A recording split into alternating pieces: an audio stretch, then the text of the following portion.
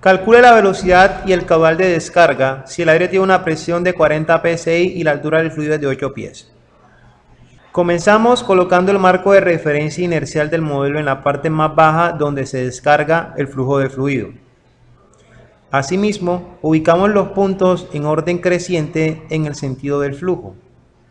Posterior a ello, colocamos la ecuación de la energía en estado estacionario en los puntos 1 y 2, tal que la energía total del fluido en condiciones ideales sea igual a estas tres componentes: cabeza de presión, cabeza de velocidad y por cota geodésica.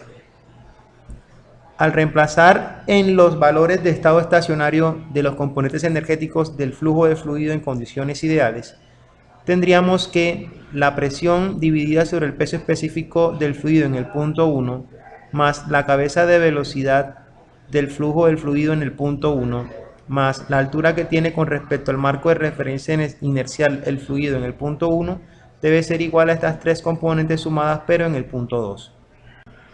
Acto seguido se realizan simplificaciones sobre el modelo anteriormente descrito.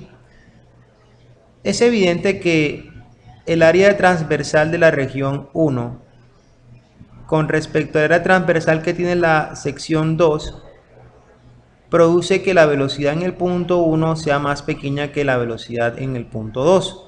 Esto por consideraciones de la ecuación de continuidad, donde se refleja que si usted despeja de esta ecuación a la velocidad 1, resultaría que hay una relación de áreas, área 2 y área 1 con respecto a la velocidad en el punto 2. Como esta zona del denominador tiene un área más grande que la que posee el numerador, este número va a tender a ser menor que 1. A2 sobre A1 tiende a ser menor que 1. Por esta razón, este valor de velocidad 1 será menor que la velocidad 2.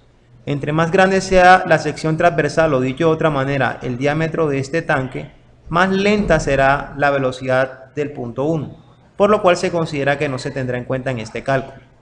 De esta forma se cancela este componente de aquí, teniendo en cuenta la suposición anteriormente mencionada.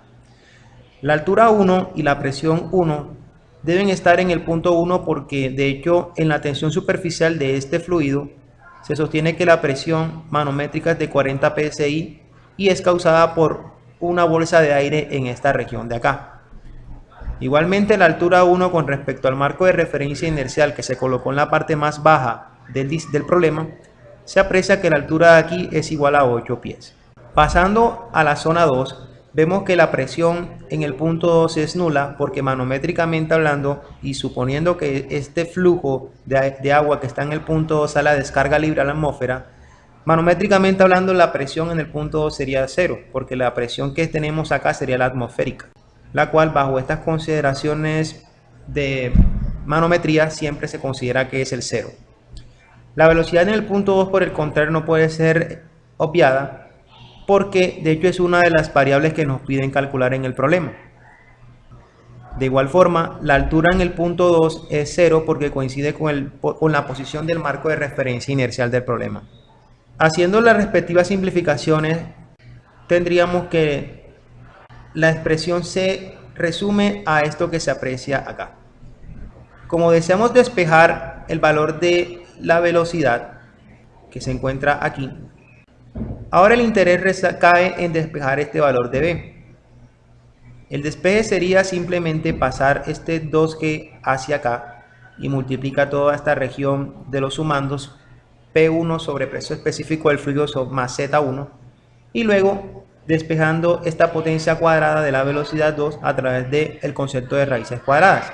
Entonces, este modelo quedaría simplificado a la raíz cuadrada de 2 veces la gravedad multiplicado por la suma de la presión sobre el peso específico del fluido en el punto 1 más la altura que tiene el fluido en el punto 1 respecto a su marco de referencia inercial. El modelo matemático que acabamos de describir sirve de base para poder calcular la velocidad en la salida del tanque. Teniendo en cuenta que la presión en el punto 1 son 40 psi manométricos, la altura 1 son 8 pies, la gravedad será tenida en cuenta como 32.2 pies por segundo cuadrado y el peso específico del fluido, que en este caso es agua, se manejará en 62.4 libras por pie cúbico Se pasa ahora a reemplazar todos estos valores anteriormente descritos en la ecuación de velocidad. La velocidad en el punto 2 será igual entonces a la raíz cuadrada del producto de 2 por la gravedad, que son 32.2 pies por segundo cuadrado, multiplicado por la presión, que son 40 psi, sobre el peso específico, la cual nos sugiere que para 40 psi llevados a libras por pies cuadrados será lo mismo que tener 5.760 libras por pies cuadrados.